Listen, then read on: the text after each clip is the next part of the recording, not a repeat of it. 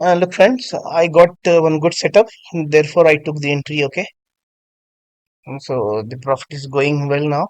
We will see. Okay, thank you.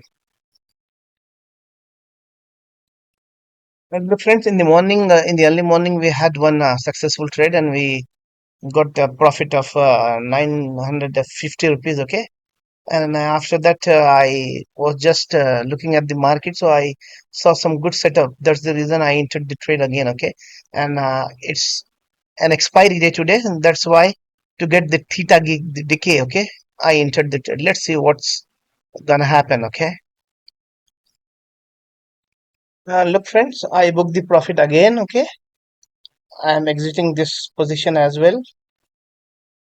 Look, friends, okay, I told you as I entered the trade again because I saw a good setup, and we made another 890 to 900 rupees, friends. Okay, and we our investment was just 47,000 rupees. Okay, and we made again 900 rupees. Okay, it's almost 2%.